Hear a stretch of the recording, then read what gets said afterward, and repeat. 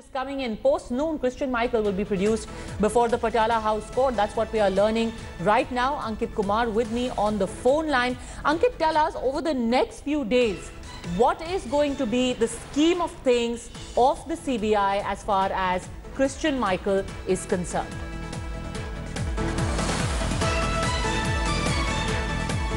Ankit?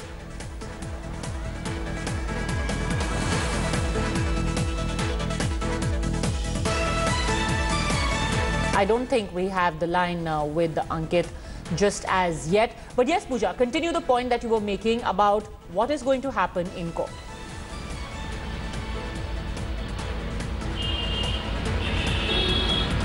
Well, clearly these are only the initial stage, the fact that he's been brought forth. And remember, he had been arrested in Dubai, he got bail. Then he had decided to also put forth a plea in the court there against his extradition possibly, which was turned down by the court. And that is how Christian Michel has now come to India. Now, he seems very optimistic right now, but we do know that, of course, there will be these counter-questioning. And he is an alleged middleman, Padmaja, which means that according to the enforcement directorate that had told the Delhi court last year that we are talking about at least 30 million euros alleged bribe that was given to Indian officials and politicians and people in the forces as well to be able to favor Augusta Westland, which is the British arm of Finmeccanica. So therefore it is a long trail, and how much will he want to reveal? We know in the past he's already said, I'm being forced to take names. So it's going to get very political, and the BJP will be ensured to cash in on it as a victory of the Bharatiya Janata Party-led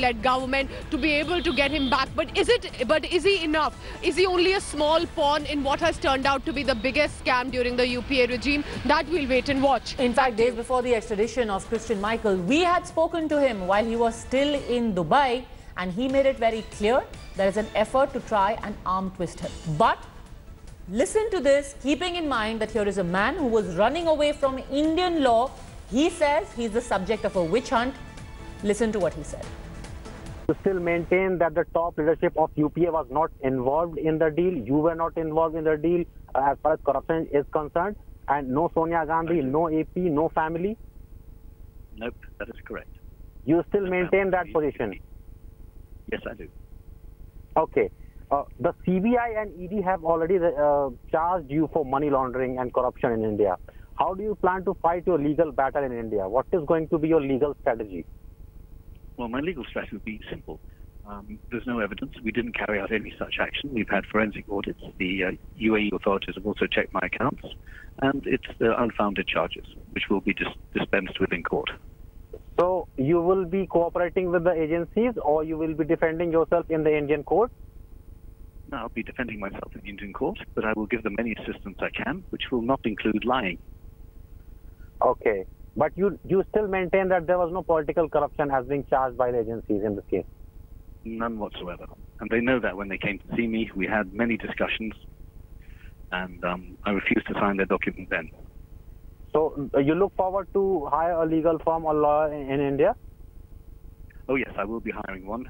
I haven't yet got permission to give his name out, but we're in the middle of engaging one. Okay. Do you still maintain your charge against the Indian investigating agencies that you were given an offer to settle for taking names of certain political individuals?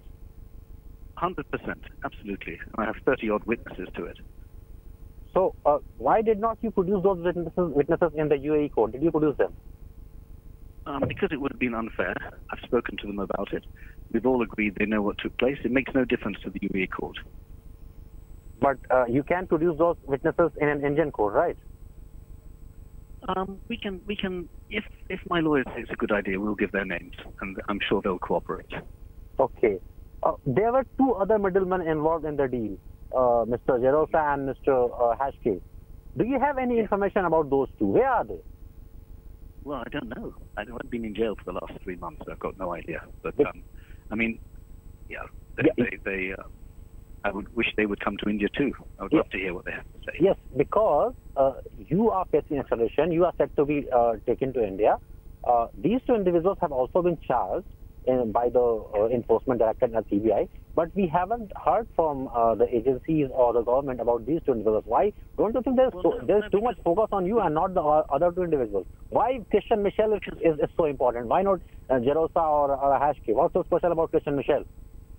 Well, I'll tell you why. It's because the Indian Prime Minister, he knows it well. He made a deal with Renzi, the last Italian Prime Minister, not to touch them. They're only interested in me in politics. There's no interest in these men. So their red notices were removed, as we know. So they're not going to be coming to India anytime soon. So you are alleging that there is a political angle to everything, right? Yes, well, why would their red notice have been removed? Why was Hashke's notice removed 2 years ago? You are saying that the Interpol red corner notices against Guru Hashke was removed on instruction of Indian government. It was done with the agreement of the Indian government. Agreement between Indian government and Interpol. They agreed to have his red notice removed. I would love to know why. A key witness. Yes. What was the role of Guru? Who's making claims against me and will not be in court. It's ridiculous.